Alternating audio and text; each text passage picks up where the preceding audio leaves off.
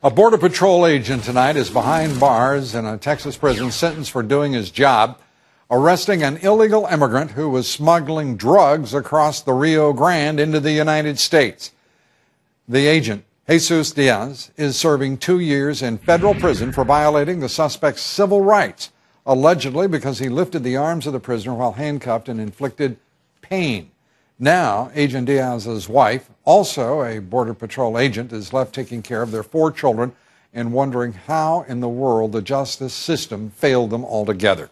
Congressman Duncan Hunter is among those outraged over the Diaz case. He's called for a full investigation and has sent a letter to the Attorney General. Congressman Hunter writing, quote, "I believe that you owe it to the men and women of our nation's Border Patrol to set the record straight and explain why a 2-year prison term is an appropriate punishment for Agent Diaz when smugglers and criminals are doing everything they can to evade our nation's security and to illegally enter the United States."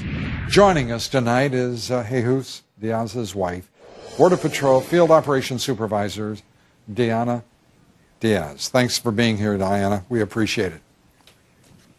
Thank you for having me. Let's get right to it. Your husband was exonerated by the Office of Professional Responsibility in this case. He was exonerated by the Inspector General's office in this case.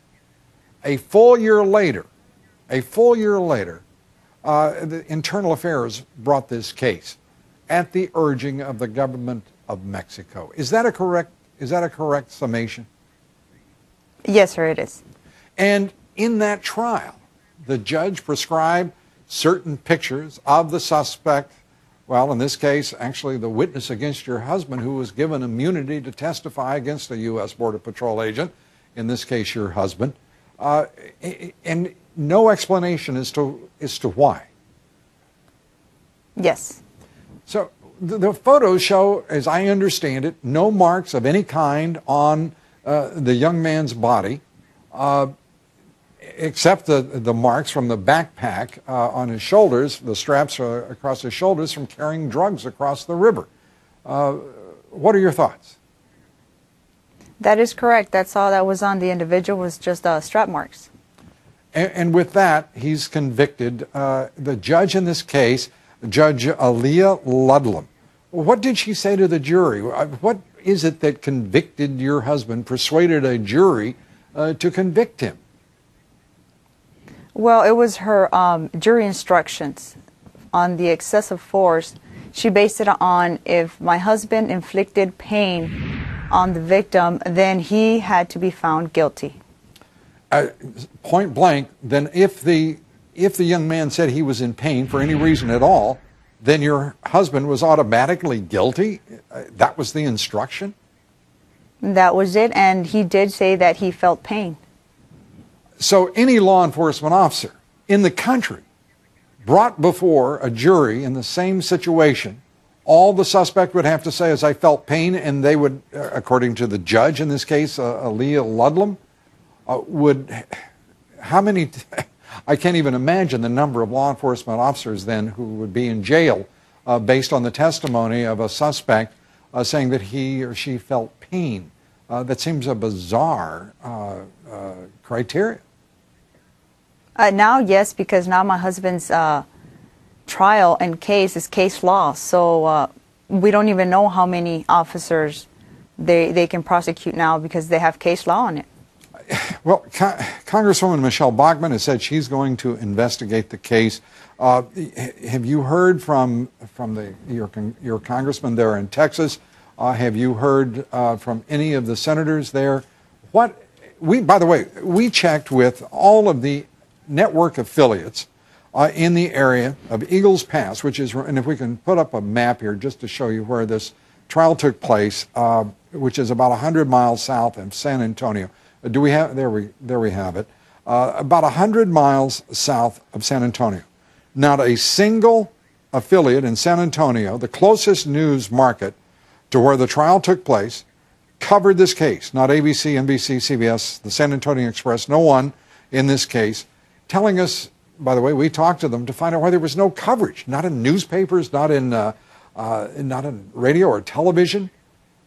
It was, quote unquote, under their radar. This is the most bizarre, if you will, news blackout of a case I've ever seen.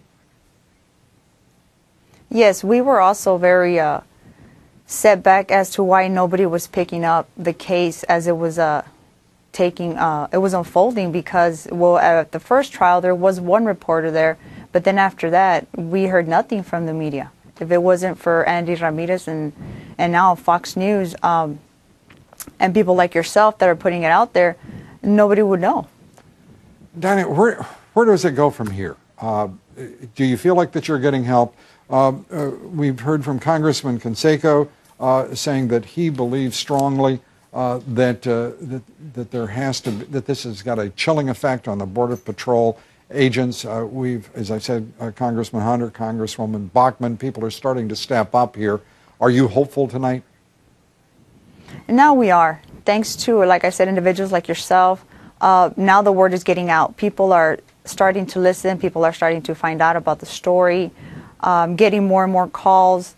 And I talked to him yesterday. I went to go see him, and Good. He's very upbeat now that I can tell him, you know, people are calling, people want to know your story. And at the beginning, we didn't put anything out there locally because he is in a facility there in my hometown. He is exactly 3.2 miles away from my house.